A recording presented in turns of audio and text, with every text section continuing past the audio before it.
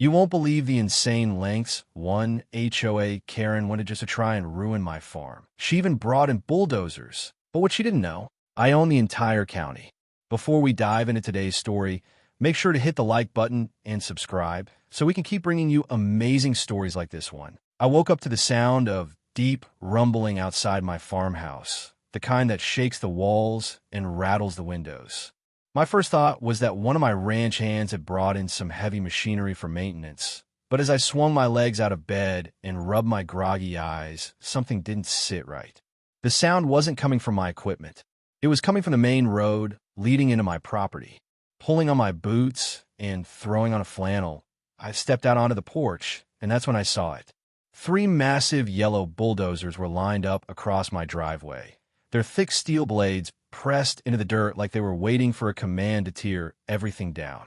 A handful of workers stood nearby, chatting casually, as if they weren't about to commit blatant trespassing.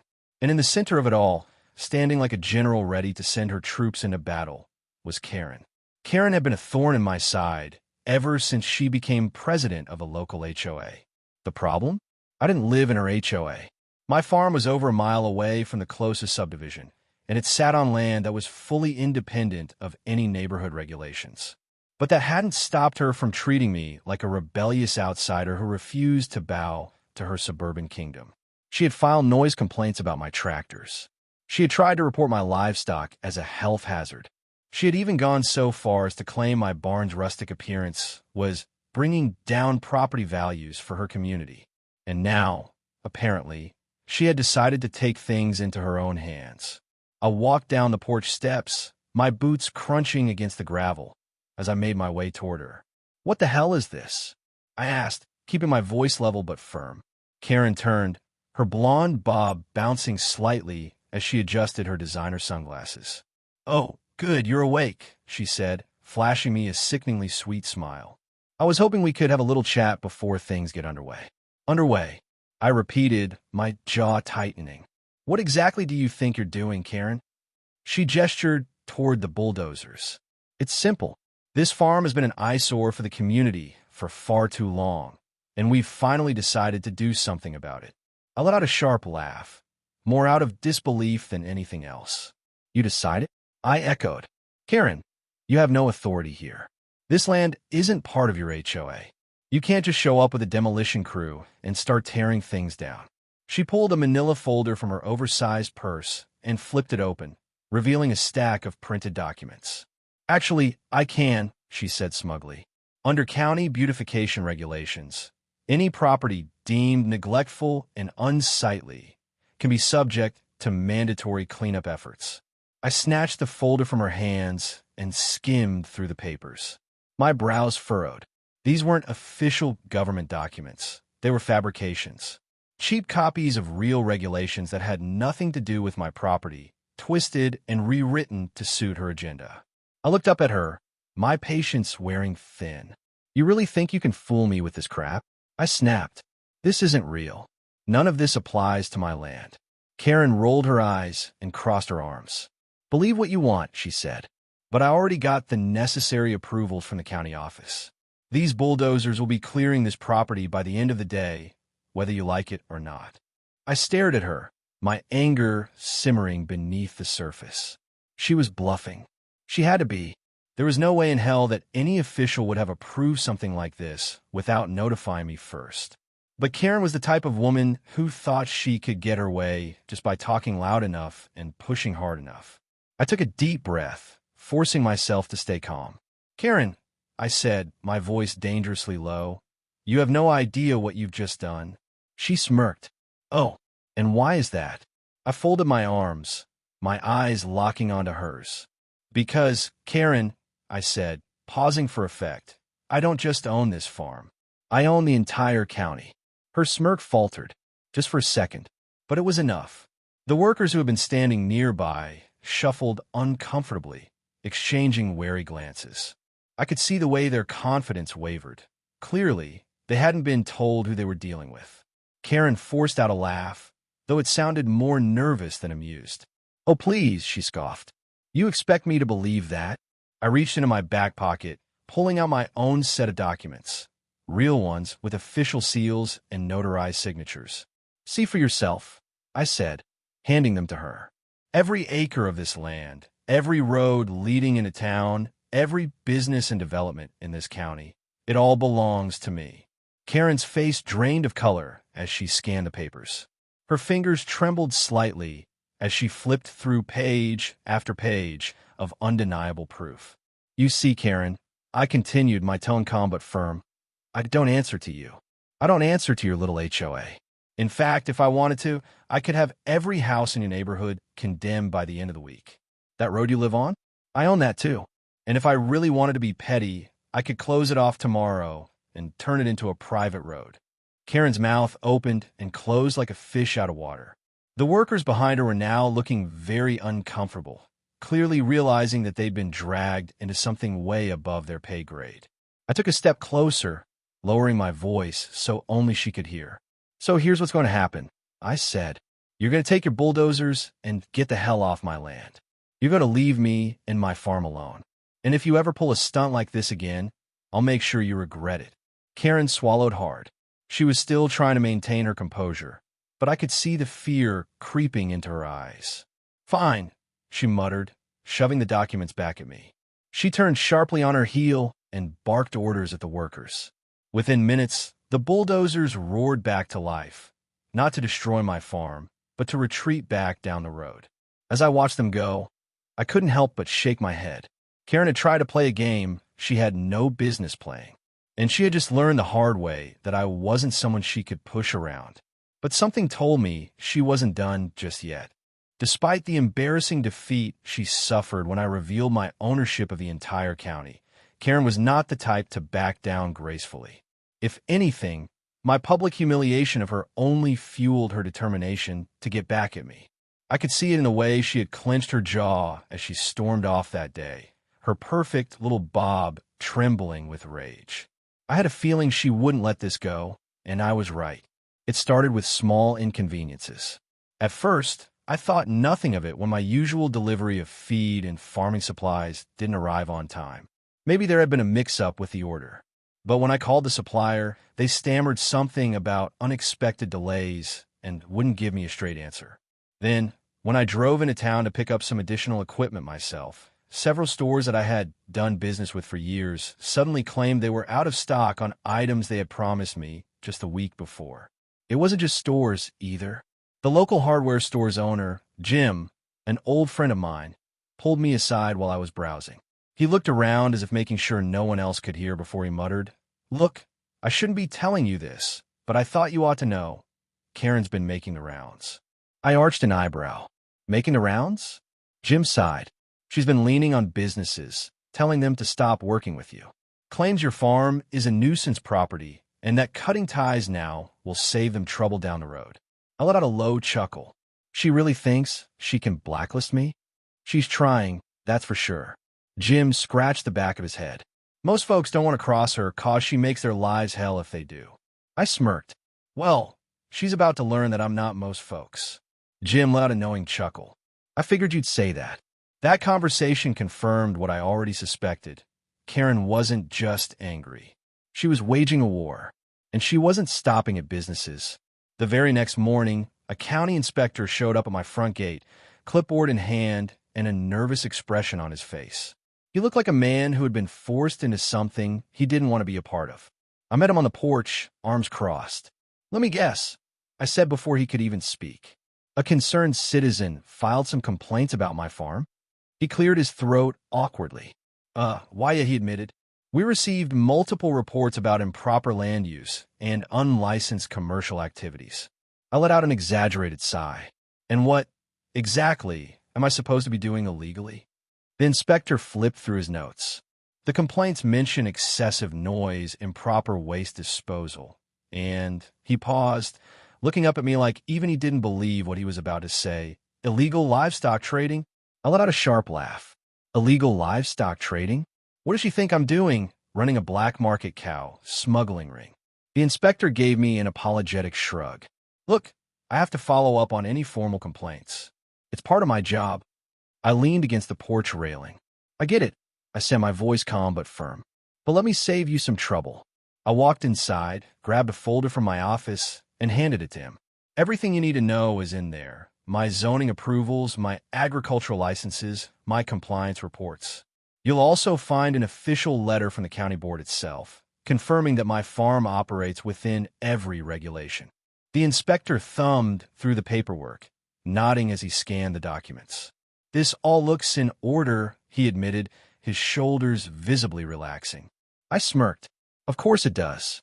Because the truth is, I run one of the cleanest, most well-documented operations in the entire county. So unless you're here to inspect Karen's fake complaints, I suggest you let her know that she's wasting your time. The man exhaled sharply and rubbed the back of his neck. I'll get back to you, he muttered before quickly making his way back to his car. I watched as he sped off, shaking my head. Karen really thought she could beat me with bureaucracy? She had no idea who she was dealing with. I wasn't just going to sit back and let her play her little games. If she wanted to fight, I was about to bring one straight to her doorstep. The first thing I did was call up my own connections at the county office. Unlike Karen, who relied on intimidation and manipulation, I had actual relationships with people in power. People who knew I wasn't the type to cause trouble, but was the type to end it. Hey, Tom, I said when the county commissioner picked up. Tom chuckled. Let me guess. Karen. I smirked. You already know. She's been calling our office nonstop, Tom said with a sigh. Making up complaints, trying to push for new ordinances that would limit agricultural disruption to the community. I rolled my eyes. And let me guess. She's claiming her HOA has authority over my farm? Bingo. Tom sounded amused. She really doesn't get it, does she? She will, I promised. But first, I need a favor. Tom listened as I laid out my plan. He chuckled when I was done. I like the way you think, he said. Consider it handled. That was step one. Step two was making sure every business in town knew that siding with Karen was the worst mistake they could make. I started calling up business owners, letting them know that anyone who refused service to me would also be refusing service to the county's biggest landowner and investor. Within hours, stores that had mysteriously run out of stock were suddenly calling me back with unexpected shipments. And then, for the final touch, I called the local newspaper. If Karen wanted a public battle, I was more than happy to take it there.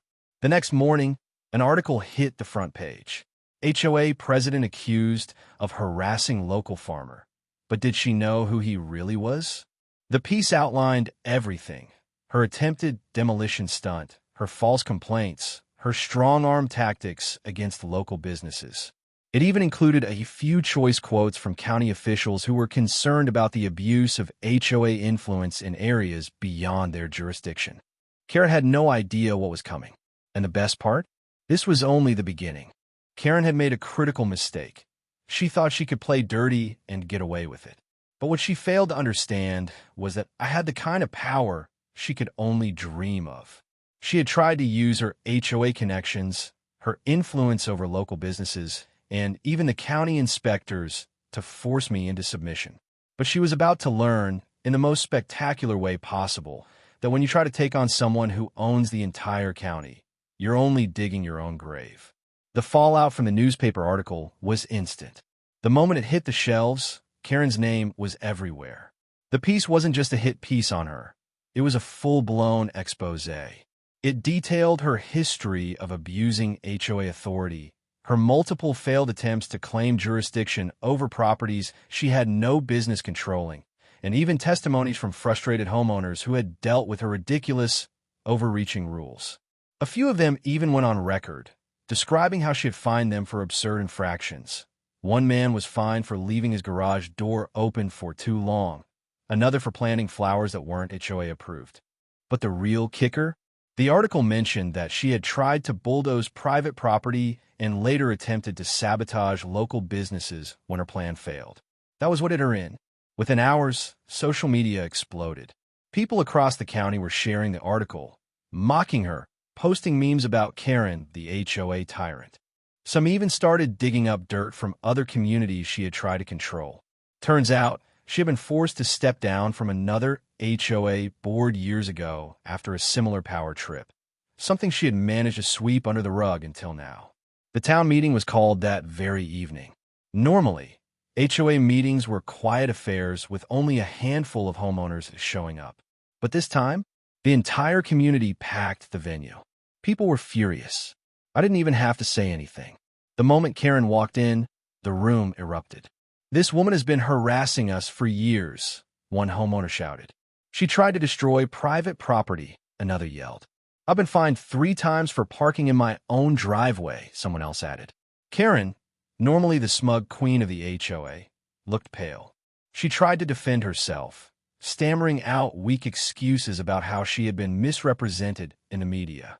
But no one was buying it. The HOA board members, her supposed allies, sat there in uncomfortable silence, realizing that siding with her meant going down with a sinking ship.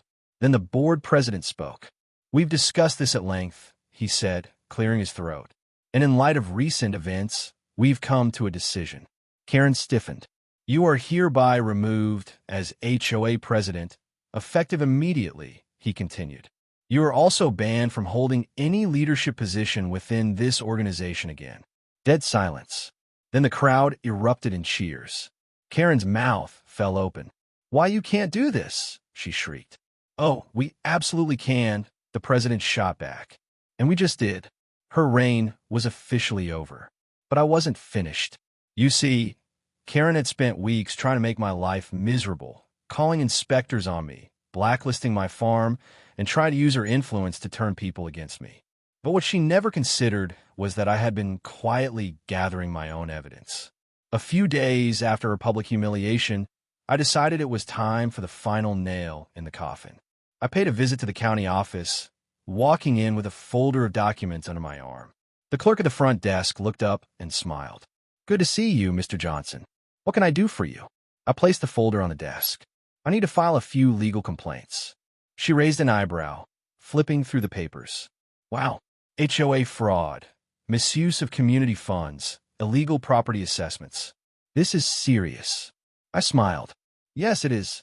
Karen had been playing fast and loose with HOA money for years.